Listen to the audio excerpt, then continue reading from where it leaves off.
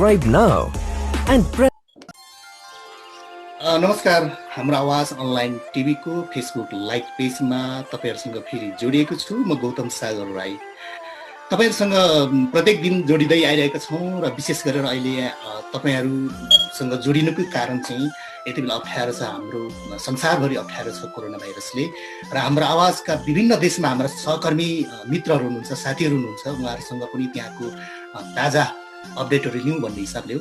आजको बसाइमा पनि हामीले धेरै टाढा नै छौँ। यति बेला म अमेरिकाको कोलोराडो राज्यमा छु भने यति बेला मैले जोड्दैछु हाम्रो आवाज अनलाइन टिभी, हाम्रो आवाज अनलाइन न्युजका हाम्रो सहकर्मी दक्षिण कोरियाबाट उहाँ कवि पनि हुनुहुन्छ, त्योभन्दा बढी उहाँ पत्रकारिता सबै चिज त्यहाँ दक्षिण कोरियामा बसेर चाहिँ उहाँले पत्रकारितामा विभिन्न त्यहाँका अपडेटहरू विभिन्न मिडियाहरूमा गराइरहनु भएको छ र हाम्रो आवाजसँग पनि उहाँ जोडिनु भएको छ र उहाँ मेरो प्रिय मित्र कवि पनि हुनुहुन्छ।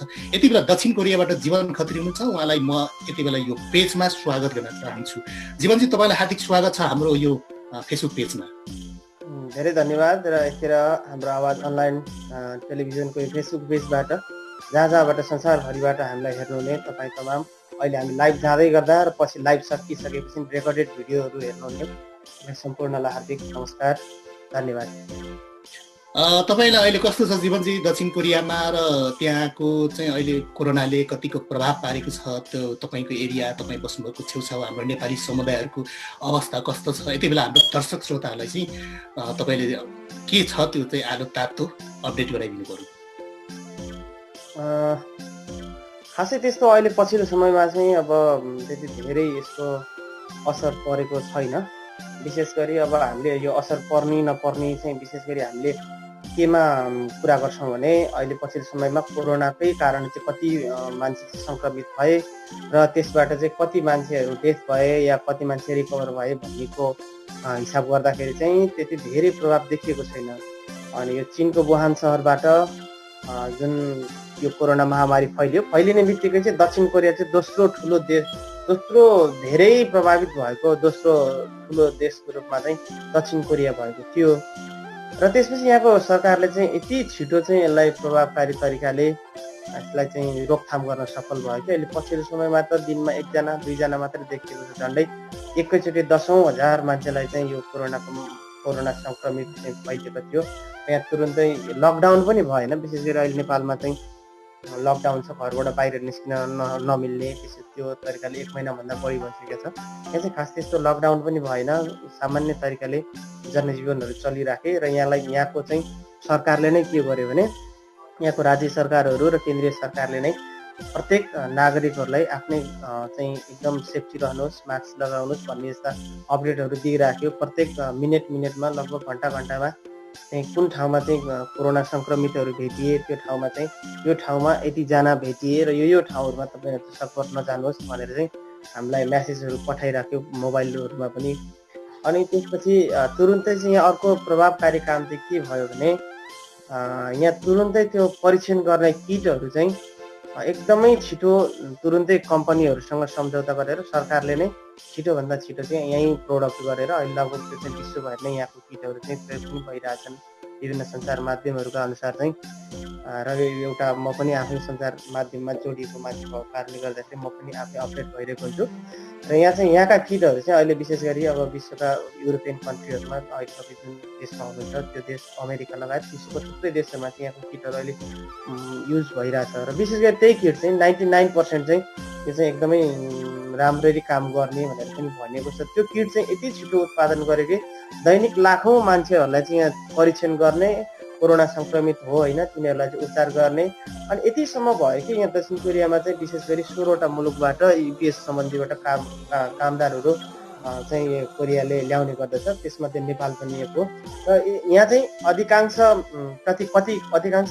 त नभनौँ, कतिपय मान्छेहरू कतिपय कामदारहरू चाहिँ आफ्नो एउटा सीमित भिसा अवधि सकिसकेपछि आफ्नो देश फर्किनु पर्ने हुन्छ। र त्यो फर्किने क्रममा चाहिँ अब पछि फर्किन पाउँछु कि पाउँदिनँ, मैले कमाउने टाइम यही हो भनेर यहीँ इलिगल्ली पनि बस्ने चलन धेरै देखिन्छ।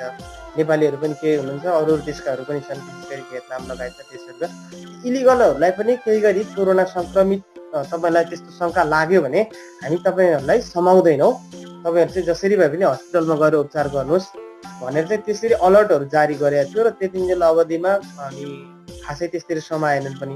र अर्को सुखद कुरा के भने चाहिँ यति ठुलो महामारीको रूपमा विश्वभर नै यति धेरै मान्छेहरू चाहिँ मरिरहेछन्।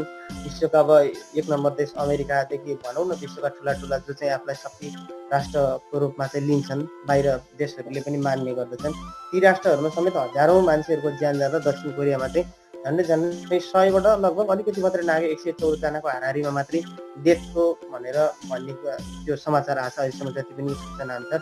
अब 114 जनामै रोक्न सक्नु चाहिँ त्यो असाध्यै ठुलो उपलब्धि नै देखिन्छ। र पछिल्लो समयमा त सङ्क्रमितहरू लगभग दिनमा 1 जना 2 जना छन्, रिकभर हुँदै गइरहेछन्। र यो सँगसँगै मैले भन्नै छुटाउन नहुने कुरा अर्को चाहिँ के भने दक्षिण कोरियामा झन्डै 60,000को हाराहारीमा नेपालीहरू विद्यार्थी, व्यवसायी र यहाँ काम गर्न आउने, इपिएस मार्फत काम गर्न आउने फर्मा कामदारको रूपमा चाहिँ श्रमिकको रूपमा चाहिँ नेपालीहरू छन् लगभग 60,000को हाराहारीमा। र ती 60,000 मध्ये हालसम्म कोही पनि व्यक्ति कोरोनाबाट चाहिँ सङ्क्रमित हुनु परेको अवस्था छैन। यो हामी नेपालीको लागि खुसीको कुरा हो। एकदम खुसीको कुरो पनि सुनाउनु भयो जीवनजी। म त्यही आउन खोजिरहेको थिएँ, नेपाली हाम्रो दाजुभाइ दिदीबहिनीहरूको अवस्था कस्तो छ भन्न खोजेको थिएँ। तर एकदम राम्रो समाचार सुनाउनु भयो र तपाईँले भर्खरै उठाउनु भएको थियो कि दक्षिण कोरियामा चाहिँ अब अलिकति सङ्क्रमितको सङ्ख्या कम हुनु, अब त्यहाँ चाहिँ मर्नेको सङ्ख्या कम हुनुको कारण अब त्यहाँ लकडाउन पनि भएको छैन भनेपछि त्यहाँको गभर्मेन्टले चाहिँ कस्तो खालको रुल खेलेको रहेछ, त्यो कसरी चाहिँ त्यो अलिकति न्यूनीकरण अलिक कम हुनको कारण चाहिँ के जस्तो लाग्छ तपाईँलाई? विशेष गरी यसलाई चाहिँ ठ्याक्कै यस्तै गरेर भन्नुभन्दा पनि अब मैले चाहिँ आफ्नो तरिकाले आफ्नो देशसँग तुलना गर्छु। हाम्रो देशमा चाहिँ कस्तो भने मैले त्यो देशलाई नै जोडेर भन्नुपर्ने अवस्था चाहिँ किन पनि आयो भने हामीसँग केही समस्याहरू छन् र यसबाट केही सिक्न सकिन्छ भन्ने कारणले जोड्न खोजेको, हाम्रो देशलाई कमजोर देखाउन खोजेको होइन। शक्ति राष्ट्रको हिसाबले दक्षिण कोरिया भन्दा निकै पछाडि हो नेपाल, हामीले स्वीकार्नै पर्छ। तर यहाँ कस्तो छ भने सरकारले एक खालको रुल्स जारी गरिसकेपछि नागरिकहरूले त्यसलाई तुरुन्तै फलो गरिहाल्छन्। त्यसमा विपक्षी दल होस्, आफ्नै दलका मान्छेले सरकार बनाएको होस्, जेसुकै त्यसमा खासै त्यति धेरै मतलब चासो पनि राख्नुहुन्न। र सरकारले जे खालको रुल्स बनाउँछ त्यो चाहिँ नागरिकहरूले फलो गरिदिन्छ। त्यो फलो गर्ने बित्तिकै पनि के हुन्छ भने धेरै त त्यहीँबाटै रोकथाम हुन्छ। हामी आफै त्यो सजग हुनुपर्ने छ, जस्तो कि सेनिटाइजर युज गर्नुपर्ने, मास्क लाउनु पर्ने, भिडभाडमा नजाने, कुनै पनि त्यो ठुला कार्यक्रमहरू नगर्ने सरकारले त्यही खालको आग्रह गरेको थियो र यहाँ त्यही खालका त्यस्ता गतिविधिहरू भएनन् पनि। र विशेष गरी दक्षिण कोरियामा चाहिँ थेगु सहरबाट एउटा चर्चबाट चाहिँ त्यो कोरोना सङ्क्रमण चाहिँ एकदमै छिटो फैलिएको थियो। चर्चमा चाहिँ आइतबार विशेष गरी आइतबार चाहिँ त्यहाँ हजारौँको सङ्ख्यामा चाहिँ यो क्रिस्चियनहरू चाहिँ जाने र त्यसबाट क्रिस्चियनहरू चाहिँ त्यहीँ गए मध्येबाट त्यहीँबाट चाहिँ हजारौँ मान्छेलाई फैलियो। त्यस कारणले थेगु सहरमा चाहिँ केही समय घरभित्रै बस्दिनुहोस् भनेर आग्रह गर्यो, तर लकडाउन चाहिँ गरेनन्। त्यो सार्वजनिक यातायातहरू, रेलहरू, मेट्रो ट्रेन अनि बसहरू, सार्वजनिक यातायात लगायत सबै कुरा चले, त्यस्तो धेरै रोक्नै पर्ने अवस्था चाहिँ आएन। र यहाँ कस्तो भयो भने नागरिकहरू आफै चाहिँ सजग भइदिए। अब नेपालमा चाहिँ लकडाउन गर्दा समेत जबरजस्ती गरिदिने, मेरो यता काम उता छ भनेर गरिदिने, मास्कहरू पनि नलाइदिने, त्यो खालको पनि भयो। अनि मास्क उत्पादनदेखि लिएर अनि जे कुरामा चाहिँ आवश्यक पर्ने हो त्यो चाहिँ अब शक्ति राष्ट्रहरूले गर्न सक्ने कुराहरू भए। तुरन्तै जस्तै किट बनाउने, औषधि बनाउने, के गर्दा चाहिँ ठिक हुन्छ बिरामीलाई। हस्पिटलहरू पनि धेरै भए यहाँ चाहिँ होइन, सङ्क्रमितहरूलाई चाहिँ आइसियु बेडहरू अब नेपालमा चाहिँ त्यति धेरै लगभग 200-300को हाराहारीमा मात्रै होला। यहाँ चाहिँ कोरियामा चाहिँ हजारौँको आइसियु बेडहरू छन्, ठुला अब अन्तर्राष्ट्रिय स्तरका हस्पिटलहरू छन् र हरेक बिरामीहरूलाई चाहिँ त्यो एउटा अन्तर्राष्ट्रिय लेभलको उपचार गरेर त्यसरी चाहिँ राख्न सक्ने व्यवस्था त्यो कारणले गर्दाखेरि पनि हो। र विशेष गरी चाहिँ नागरिक आफै सचेत छन्, त्यो कारणले गर्दाखेरि पनि सहज भयो होला जस्तो लाग्छ मलाई। हजुर जीवनजी, अब चाहिँ हामी के गरौँ भने अलिकति अब अहिले यो अप्ठ्यारो अवस्था छ, सबै त्रसित अलिकति डराउने यो सिचुएसन छ होइन। तपाईँ हामी पनि एउटा पत्रकारिता कवि, एउटा लेख्ने लेखक भइसकेपछि, अलिकति साहित्य सङ्गीततिर भइसकेपछि हाम्रो समुदायलाई अलिकति कसरी हामीले खुसी दिन सक्छौँ त्यो पनि हामीले कोसिस गरिरहेका छौँ। त्यहाँको तपाईँले त्यहाँको जानकारी गराउनुभयो, त्यहाँ भइरहेको कोरोना भाइरस नेपाली हाम्रो दाजुभाइ दिदीबहिनीहरूको पनि अपडेट गराउनु भयो र त्यहाँको तपाईँहरूको अवस्थाको पनि गराउनु भयो, त्यसको लागि तपाईँले विशेष धन्यवाद। र तपाईँ आफै एउटा लेखक कवि पनि हुनुहुन्छ, तपाईँले धेरै राष्ट्रिय स्तरको कविताहरूमा पनि तपाईँले उत्कृष्ट प्रथम भएर पनि धेरैवटा पुरस्कारहरू जित्नु भएको छ र तपाईँले म राम्रोसँग चिन्छु, यति राम्रो कवि पनि हुनुहुन्छ, कथा पनि लेख्दै हुनुहुन्छ। तर तपाईँको शक्तिशाली धेरै कवितामा छ र तपाईँले धेरै पुस्तकहरू बाहिर जस्तै गजल सङ्ग्रह कविता सङ्ग्रह लेखिसक्नु भएको छ। यति बेला हाम्रो दर्शक श्रोताहरूको लागि चाहिँ एउटा सम्भावना के छ, सम्भावना एउटा कविता सुन्न पाइयो भने राम्रो हुन्थ्यो भन्ने हो। हुन्छ, म जरुर त्यो सुनाउँछु। अहिले चाहिँ विशेष गरी मैले चाहिँ कविता लेख्ने भएको कारणले गर्दाखेरि एउटा कविता सुनाउँछु र केही समय भयो भने केही गजलहरू पनि सुनाउँला। मेरो चाहिँ 2वटा गजल सङ्ग्रह र एउटा कविता कृति पनि आयो। पछिल्लो समय कविता कृति आएको वर्णमाला मेरो हातमा छ र म यही भित्रबाट केही कविताहरू सुनाउँला। र विशेष गरी अहिले जसले हेरिरहनु भएको छ उहाँहरूलाई चाहिँ के कस्तो लाग्छ प्रतिक्रिया चाहिँ कमेन्ट बक्समा पनि दिनुभयो भने मलाई खुसी लाग्ने थियो। जरुर। र यो चाहिँ कविता आएको वर्णमाला कविता कृति मेरो हातमा छ यहाँ अहिले। अनि यो जसले हेरिरहनु भएको छ उहाँहरूले हेर्न सक्नुहोस् भनेर मैले देखाइरहेको छु। यही भित्रको एउटा कविता गाउँकी मुना शीर्षकको कविता म तपाईँलाई सुनाउँछु। ल, कविताको शीर्षक गाउँकी मुना। मेरा आँखालाई विमानस्थल ठानेर वर्षौं पहिले उडेको एउटा रहरको सपना अझै फर्के। मेरा आँखालाई विमानस्थल ठानेर वर्षौं पहिले उडेको एउटा रहरको सपना बैगुनी अझै फर्केन। सम्झन्छु, खुब सम्झन्छु निष्ठुरी बेखबर। सम्झन्छु, खुब सम्झन्छु निष्ठुरी बेखबरलाई। भुग्लान पुग्यो होला, नपुगेन कि। सुन टिप्न भनेर पक्कै लासा गयो मदन। तर भगवान जस्तो भोटे भेट्यो कि भेटेन बाटोमा। कि उतै शालिग भयो हिउँको चौबाटोमा। मौसकी मुना जिउँदैछु। जान त बसन्तहरू पनि गए थिए।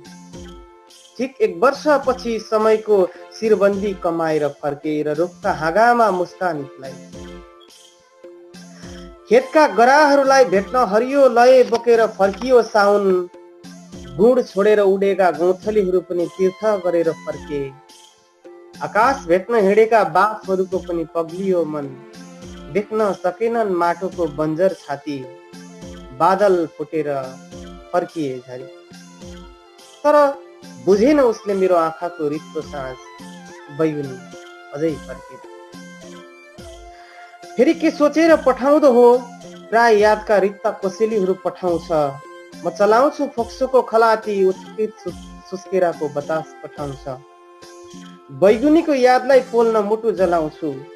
ऊ धुवामा आफ्नै अनुहारको रेखाचित्र कोर्छ। ऊ शङ्काका अनेकौं रहस्यमयी भङ्गेरा उडाउँछ। कहिले काहीँ त झुकिन्छन् अनिद्राहरू पनि र झ्याप्प निदाउँछन्। ऊ फुलै फुलको बग्गी लिएर आउँछ र चढाउँछ मलाई। प्यासको अम्खोरा भरि महनै महले भरिदिन्छ। हावामा गीत जस्तो अत्तर छर्कन्छ। उसँग आकाश झलमलाउँछ। उसँग धरती मगमगाउँछ। जसै रातको कुवाबाट बिहान उभाएर बिउँछन् सती। जसै रातको कुवाबाट बिहान उभाएर बिउँझन्छ विपन। कहाँ कहाँबाट बगाइसक्छन् आँखाले सपनाभरि लिपेको घरको कमेरो र रातमाटो। बाँकी रहन्छ हुस्सुले छोपिएको आँगन। कपाल खौरेको टुकुरो घर जस्तो सपना। कति पर्खु अझै भरोसाको मुहान सुकिसक्यो अब त। कहिलेसम्म उभियौं जरै समेत सुकेको ठिङ्गरो। मैले सकिन पलाउन यथार्थको बारेमा आदर्शको फल। सधैँ हारेर भ्रमको अबिर किन्न सकिन। साटिरहन सकिन आँखासँग अनिद्राको गोली। ए लाके हावा, जीवनको अन्तिम सास फेर्नु अगावै खल्तीभरि हरियो अक्सिजन बोकेर फिर्नु भन्दिनु है यसलाई। यता जीवनको घाम अस्ताउनै लाग्छ। वाउ, कवि जीवन खत्री। साँच्चै म यति बेला तपाईँकै गाउँ रामेछाप पुगेँ र यति बेला यी पुरानो यादहरू पनि ताजा बनेर आयो। 2065-66 सालतिर आरआर कलेजको बगैँचामा भेटेको जीवन खत्री। त्यो बेला गजल लेख्नुहुन्थ्यो जीवन खत्रीले। यति बेला यति शक्तिशाली कविता लेख्न सक्ने एउटा कवि, राष्ट्रिय स्तरमा पनि एउटा आफ्नो बलियो हैसियत बनाएको कवि जीवन खत्री र दक्षिण कोरियामा हुनुहुन्छ। साँच्चै एउटा लेखक चाहिँ आफ्नो देशभन्दा टाढा, भूगोलले धेरै टाढा रहेर आफ्नो परिवेशको याद गर्दा आफ्नो परिवेश लेख्दा कतिको गाह्रो हुँदो रहेछ कवि? विशेष गरी त्यो कुराहरूलाई चाहिँ कसरी महसुस गरिन्छ भन्ने कुरा पनि हुन्छ। अब कस्तो छ भने कोरियामा चाहिँ दुईटा कुरा देख्छु मैले, व्यावहारिक रूपमा पनि हेर्नुपर्ने हुन्छ। मलाई चाहिँ मैले आफ्नो तरिकाले हेर्नु पर्दाखेरि मेरो देश कमजोर भएकै कारणले मात्रै मैले दोष दिनु हुँदैन। मैले पनि मेरो देशलाई सिँगार्नलाई, बलियो बनाउनलाई के नेपालमा रहेर के भूमिका खेलेँ भन्ने एउटा प्रश्न आउँछ। र दोस्रो कुरा, नेपालको त्यो एउटा अवस्था, अप्ठ्यारो अवस्था, एउटा चाहिँ विसङ्गति जस्तो, एउटा चाहिँ अलि अव्यवहारिक जस्तो राज्य सञ्चालन गर्ने व्यक्तिहरूले पनि सरकार चाहिँ फेरबदल भइराख्ने एउटा चाहिँ अस्थिर, त्यो एकदमै भएको कारणले गर्दाखेरि नेपालमा चाहिँ असाध्यै धेरै समस्या आएका कारणले व्यक्तिले गर्न नसक्ने थुप्रै कामहरू पनि हुन्छ। त्यस कारणले गर्दाखेरि चाहिँ विदेश पलायन हुनुमा, विदेश पलायन त नभनौँ, विदेश पुग्नुमा सरकारको पनि हात होला, मेरो पनि हात होला। र यहाँ आइसकेपछि चाहिँ अर्को कुरा चाहिँ के भने, अब मैले चाहिँ यति भनिसकेपछि अब मलाई मेरो कुरा राख्न स्पष्ट हुन्छ। अब यहाँ आइसकेपछि चाहिँ मैले के सोच्ने हो भनेर भन्दाखेरि, म के कारणको लागि कोरिया आएको हुँ? मलाई बा आमाले मलाई कुनै पनि ऋण राखिदिनु भएको थिएन। देशको अवस्था अप्ठ्यारो थियो, नाजुक थियो, त्यो मलाई थाहा छ। घरमा चाहिँ सुखम दुखम जहिले पनि म जति समय यो विदेश आउनुभन्दा अगाडि, त्योभन्दा अगाडि पनि मैले खाएर लाएर बाँचिरहेको थिएँ। सामान्य तरिकाले मेरो जीवनयापन चलिरहेको थियो। त्योभन्दा बढी म कमाउन आएको हो। कमाउन आएपछि मैले काम गर्नै पर्छ, परदेश भए पनि नेपाल नै भए पनि। त्यो कारणले गर्दाखेरि मैले काम गर्न पाएको छु, म काम खोज्दै हिँड्ने मान्छे। त्यो हिसाबले चाहिँ एक हिसाबले सकारात्मक रूपमा लिनुपर्छ। मैले कविको हिसाबले मात्रै सधैँ रोइलो गरेर मात्रै पनि हुँदैन, किनभने मलाई कोरियाले थुप्रै कुरा दिएको छ, त्यो सम्मान गर्नुपर्छ मैले। अर्को कुरा चाहिँ के भने, मैले आफ्नो देश छोडेँ, साथी छोडेँ। त्यो तपाईँले जुन कुरा उठाउनु भयो 65-66 सालतिरको मधुबनतिर हामी आरा क्याम्पसतिर भेट्दै गर्दाखेरि, साहित्यिक सङ्घ संस्थाहरू चलाउँदै हिँड्दाखेरि, साहित्यिक रचनाहरू लेख्दै, सुन्दै, सुनाउँदै, सिक्दै, सिकाउँदै हिँडिरहेको कुराहरू, त्यो बेलाको कुराहरू, ती सबै कुराहरू छुट्दै गइरहेछन्। तर मैले लेख्ने जुन अक्षरहरू त्यो चाहिँ छुटेन। ती कुराहरूलाई सम्झँदै यहाँ बसेर लेख्नु चाहिँ म साँच्चै नै पीडा महसुस गर्छु। ती कुराहरू सम्झिन्छु। नेपालमा भइदिए भए अहिले ती कुरा मसँगै हुन्थे भन्ने एउटा कुरा छ। त्यस कारणले गर्दाखेरि ती कुराहरू सम्झिँदै गर्दा चाहिँ मलाई अब एक खालको पीडा त हुन्छ, र लेखनमा पनि त्यो झल्किन्छ होला, मेरो आउँछ होला। ती कविता सङ्ग्रहमा पनि छ। मैले अब यहाँ सबै कविता त पढ्न भ्याउँदिनँ होला, अहिले एक दुईवटा अझै सुनाउनु भ्याइयो भने सुनाउँला पनि, र पाठकहरूले पनि त्यो किताब पढेपछि थाहा पाउनु होला। यहाँ आएर लेख्दाखेरि चाहिँ मलाई फिल हुने कुरा चाहिँ सम्झाउनुपर्छ। मन आफ्नो बुझाउनुको लागि म के गर्न आएको थिएँ। बा आमा छुट्नुहुन्छ, मलाई थाहा थियो। गाउँमै साथीसँगै छुट्छन्, देश छुट्दैछ, आफ्नो माटो छुट्दैछ, आफ्नो आँगन छुट्दैछ, घर नजिकको रुख बिरुवाहरू छुट्दैछन्। त्यो मलाई थाहा थियो। स्वीकारेर आइसकेपछि यहाँ आएर धेरै रुनु पनि हुँदैन। तर अर्को कुरा, छुट्न त छुटेकै हो। त्यो कुरा एउटा कवि मनले चाहिँ महसुस गर्नैपर्छ। त्यस कारणले त्यो दुइटै बराबरी ढलपल भइरहेछ। र अर्को कुरा, फेरि देश फर्किनु नै छ, सिँगार्नु नै छ। यहाँ केही पैसा कमाउने, केही समय बस्ने, त्यसपछि आफ्नै देशमा सिँगार्न सकौँला भन्ने खालको हिम्मतले केही काम गरिरहन सहज भएको छ। र यो कुरा रचनामा पनि आउँछ। त्यस कारणले सहज र असहज यो दुवैको मझधारबाट म हेर्छु। यसो भए यति बेला एउटा हामी तपाईँको सिर्जना सुनौ, गजल सुनाउनुहुन्छ या कविता, के सुन्न सकिन्छ? त्यसो गरौँ, कविता सुनाउँछु एक लट, अनि त्यसपछि अन्तिममा गजल सुनाउला हुन्छ। कविताको शीर्षक अहिले भर्खर तपाईँले जुन कुरा भन्नुभयो त्यो कुरा चाहिँ पहिला चाहिँ मैले त्यसरी सोच्दैन थिएँ। अहिले मेरो सोचाइ चाहिँ अलिक परिपक्व हुँदै पनि आएको हुनसक्छ। पहिला चाहिँ मैले छोडेर बर्बादै गरेँ, खत्तमै गरेँ भन्ने जस्तो लाग्थ्यो। त्यो कुरा चाहिँ मैले कवितामा लेखेको छु। कविताको शीर्षक मरुभूमिबाट। कवितालाई मैले व्याख्या गर्न चाहिनँ, कविता आफै बोल्नेछ र सुन्ने श्रोता दर्शकले पनि मलाई त्यही अनुसारको प्रतिक्रिया दिनुहुनेछ। कविताको शीर्षक मरुभूमिबाट। बाध्यताको आँधी घरभित्र छिरेर नबगाएको भए बाको अनुहारबाट घाम, नचोरेको भए आमाको आँखामा चम्कने जुन, फुल जस्तो मुस्कान प्रियाको ओठबाट नखसेको भए, नानी बाबुको स्कुल पुग्ने बाटो नभत्काएको भए, पुर्खाले ओपार छाडी गएको जिउँदो घर र ताराहरूले समेत गुच्चा खेल्ने फराकिलो आँगनसँग, ताराहरूले समेत गुच्चा खेल्ने आकाश जस्तो फराकिलो आँगनसँग कसै गरी साट्ने तीन हरियो राहदानी र आउने तीन सपना पुर्ने चिहान जस्तो यो मरुभूमि। यहाँ त आगो बोकेर बसेका बालुवाहरू छन्। यिनै बालुवाहरू माथि नाङ्गो पैताला हिँड्नुपर्छ र डुलाउनुपर्छ भेडाका बथान। चोपेर आफ्नै आँसुको अचार टोक्नुपर्छ पीडाको सुक्खा खबुज, निचोरेर आफ्नै शरीरको रगत पसिना भर्नुपर्छ हरेक दिन दुःखको अम्पुरा र मेटाउनुपर्छ जिन्दगीको प्यास। मनभरि प्रश्नहरूको तुफान चल्छ, गाउँको खबर बोकेर किन आउँदैन यहाँ होला कि किन उज्यालो लिएर बिउँझदैन बिहान, बिनायुको धुन बोकेर झ्याउकिरेहरू किन बोलाउनन् प्यारले गोधुली सुवास, किन रोबोटको मुटु बोकेर बाँच्छ मेरो मालिक र बिना कारण मलाई लगाउँछ गोर्रा। भगवान के सोचेर हिँडेको घरबाट म त भेडाहरूको बथानमा भइसकेछु। म जान्दिनँ मैले गर्न नसकेका अनेकौं वर्षपछि मालिकले किन हेर्यो मलाई आज अनौठोसँग र किन ल्यायो बजारबाट काठको रात।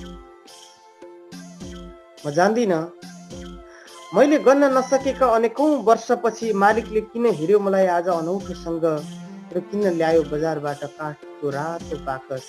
यति जान्दछु यो बाकसमा भरिनु अघि म सकुशल पुग्नु छ देश, आफ्नै माटोको क्यानभासमा पोत्नु छ पसिनाको रङ र बनाउनु छ बा आमाको अनुहारमा हाँसोको जीवनको चित्र। एकदम मिठो शक्तिशाली कविता। जीवन खत्री आफैमा अब एउटा सिङ्गो एउटा जीवन नै हो, नामअनुसारको एउटा जीवन। त्यही जीवन बोकेर परदेशमा बसेर पनि त्यहाँ रहेर अक्षरको खेती गर्नुहुन्छ, अक्षरसँग खेल्नुहुन्छ। त्यो नै एउटा तपाईँको एउटा शालीनता, त्यो भित्रको तपाईँको एउटा तपाईँभित्र के छ भन्ने कुरो त्यसले नै प्रमाणित गरिदिन्छ।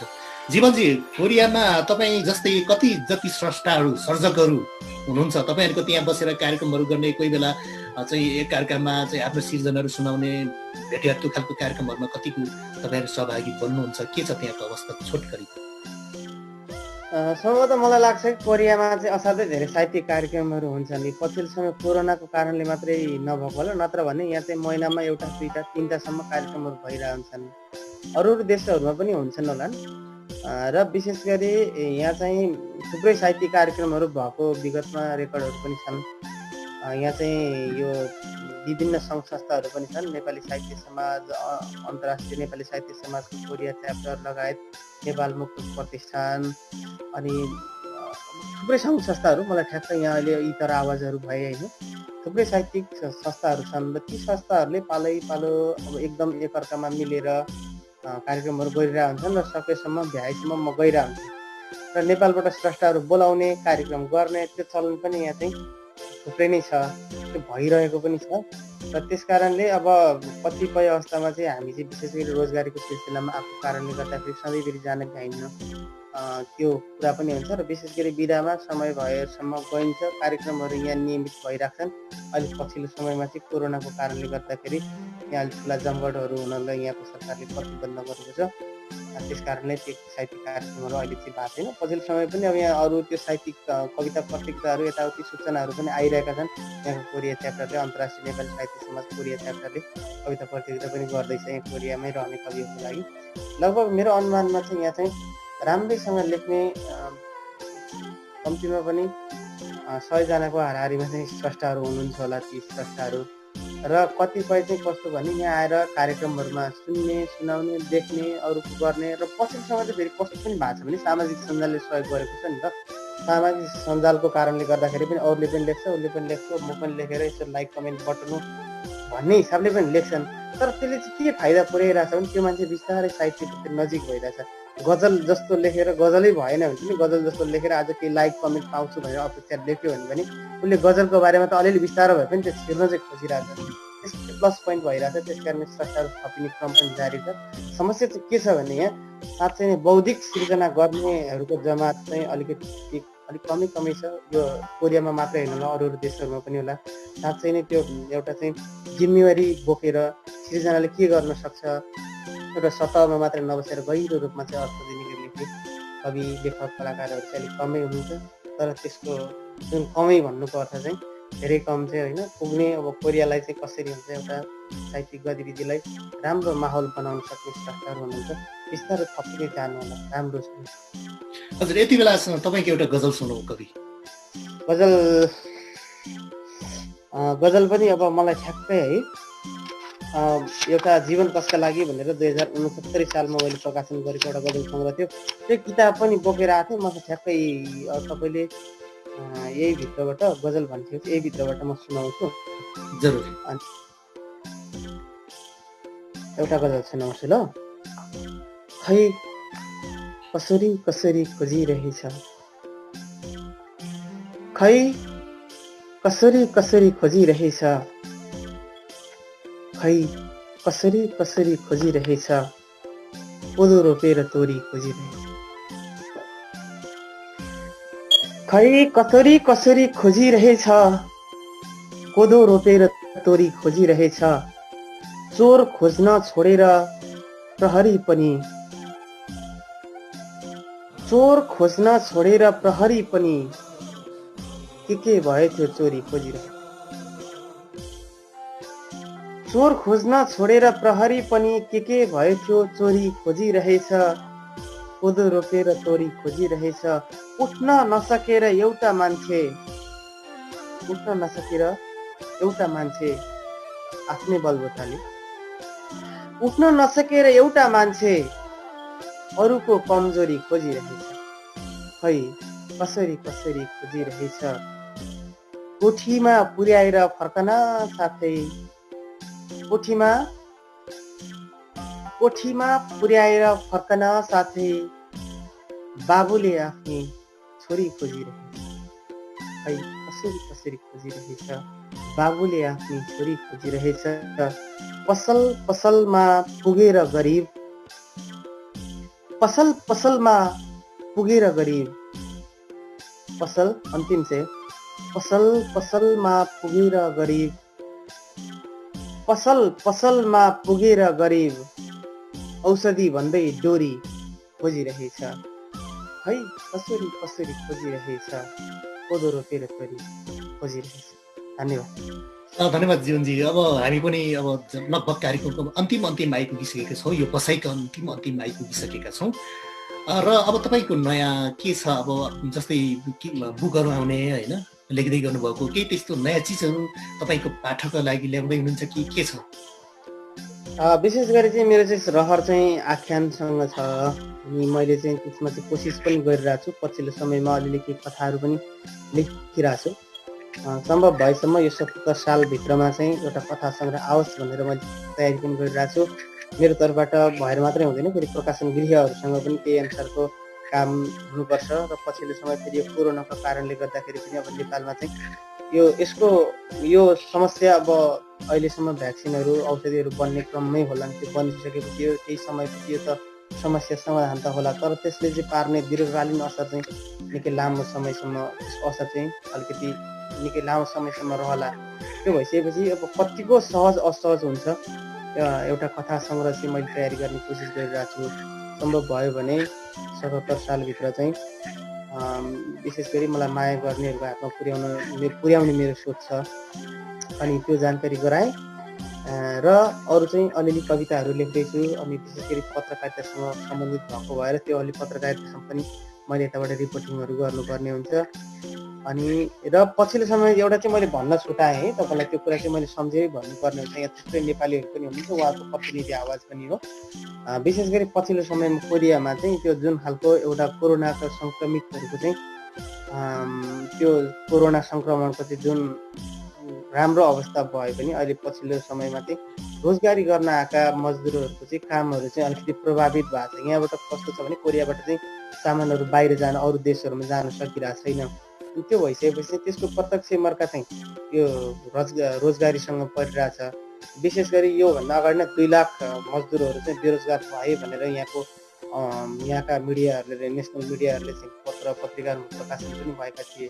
त्यो 2 लाखहरूमा चाहिँ मजदुरहरूमा चाहिँ कस्ता पऱ्यो भने विशेष गरी त्यो चाहिँ केही समय निश्चित समय काम गर्दै छोड्ने विद्यार्थीहरूले गर्ने काम जस्तो तिनीहरू चाहिँ प्रत्यक्ष रूपमा रोजगारी गुम्यो। तर नियमित अब कर्मचारीकै रूपमा होइन, कामदारकै रूपमा चाहिँ कम्पनीहरूमा, औद्योगिक कम्पनीहरूमा काम गर्नेहरूलाई पनि काम घटेको कारणले गर्दाखेरि कतिपय कम्पनीहरूलाई छुट्टी दिने अनि त्यो अवस्था पनि आछ। यसो भन्दाखेरि चाहिँ स्पष्ट जानकारी सबैतिर पुग्छ होला भन्ने मलाई लाग्छ। कामहरू चाहिँ जुन रेसियोमा चलिरहेको थियो पहिला त्यो चाहिँ अलिक घटेको छ। हजुर जीवनजी हामी अन्तिम आइपुगिसकेका छौँ यति बेला। अब अन्तिममा तपाईँको एउटा कविता सुन्छौँ र हामी छोड्छौँ। ए म त समय सकियो होला भन्ने लागेको थियो। ठिकै छ, म एउटा प्रेमिल कविता सुनाउँछु ल। अन्तिममा हाम्रो जति पनि दर्शकहरू हुनुहुन्छ उहाँ सबैको सम्मानमा प्रेमको एउटा कविता सुनाउँछु। नानी बाबुहरू पात र प्रेम शीर्षकको यो पनि आउको वर्णमाला कविता सङ्ग्रहभित्र सङ्ग्रहित छ। नानी बाबुहरू पात र प्रेम। साना नानी बाबुहरू रुखबाट झरेको पात बडो प्रेमले बटुल्छ। तपाईँ कल्पना गर्नुहोस्, कुनै रुखको मुनि साना नानी बाबुहरू चाहिँ पातहरू बटुलेर खेलिरहेका छन्, 3-4 जना नानी बाबुहरू। यो कविताको शीर्षक नानी बाबुहरू पात र प्रेम। साना नानी बाबुहरू रुखबाट झरेको पात बडो प्रेमले बटुल्छन्। पातलाई कहिले पैसा बनाउँछन् उनीहरू र नक्कली मिठाई पसलमा पुगेर ढुङ्गाका मिठाईहरू किन्छन्। उनीहरूको अनुहारमा सक्कली घाम उदाउँछ। पातलाई कहिले भाँडा बनाउँछन्, त्यसैमा पकाउँछन् माटोको भतेर, बाँड्छन् त्यसैमा र खाए जस्तो गर्छन्। उनीहरू कस्तो सन्तोषले ढ्याउ ढ्याउ गर्छन्। नानी बाबुहरू पातैले बेरेर घर बनाउँछन्, पातैको छानो छाउँछन्, पातकै ओछ्यान बनाउँछन् र सिरक ओढ्छन् पातकै। उनीहरू भर्खर उम्रिन लागेको लाज हेरेर आफै लजाउँछन् र कसो कसो पातकै लुगा लगाउँछन्।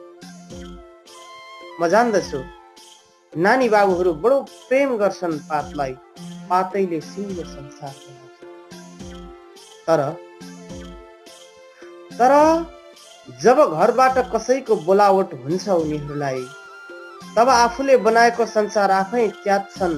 प्रेमिल परिचयका भित्ताहरू सब भत्काएर हाँस्दै दगुर्दै फर्किन्छन् घर उनीहरू। प्रियतमा, जब उनीहरू फर्किन्छन् नि, तब मलाई चाहिँ तिम्रो याद बेसरी आउँछ कि हिजो आज किन आफैलाई आफू झरेको पात जस्तो लाग्छ र किन लाग्छ साना नानी बाबुहरू चाहिँ तिमी जस्तो। मिठो कविता जीवनजी, तपाईँको कविता सुनिरहँ लाग्छ, तर हामी समयको एउटा बन्द घेराभित्र छौँ र फेरि तपाईँसँग हामी जोडिने छौँ। यति बेला तपाईँले कोरियाबाट विभिन्न घटना, त्यहाँ भएका ताजा खबरहरू हामीलाई चाहिँ सम्प्रेषण गर्नुभयो, त्यसको लागि तपाईँलाई विशेष धन्यवाद सबै हाम्रो टिमको तर्फबाट र हाम्रो टिमभित्र तपाईँ पनि हुनुहुन्छ। तपाईँ बाहेक हामी अरू सबै टिमको तर्फबाट तपाईँलाई विशेष धन्यवाद। र फेरि पनि हामी जोडिने छौँ तपाईँसँग त्यहाँबाट। त्यहाँ भएका नयाँ केही त्यस्तो खालको अपडेट घटना या राम्रै घटना, त्यस्तो खालको केही सूचना भेट्नुभयो भने हामीलाई सूचित गराउनु होला। तपाईँले विशेष धन्यवाद। पक्कै पनि धेरै धन्यवाद दिन चाहन्छु गौतमजी। अनि त्यसपछि मलाई हेर्नुभयो यतिन्जेलसम्म के कस्तो लाग्यो प्रतिक्रियाहरू दिन अनुरोध गर्दछु। र जहाँ रहनुहुन्छ तपाईँ एकदम सेफ रहनुहोस्। विश्वभरि नै अहिले कोरोनाको आतङ्क छ। यो केही समयपछि हटेर जानेछ र सुनौलो घाम लाग्नेछ, उज्यालो छाउनेछ। हामी सबै फेरि भेटघाट गर्न सक्नेछौँ। अहिले जहाँ जहाँ रहनुहुन्छ त्यहाँ सुरक्षित रहनुहोस् र विशेष गरी नेपालमा रहनुहुने तपाईँ तमाम आदरणीय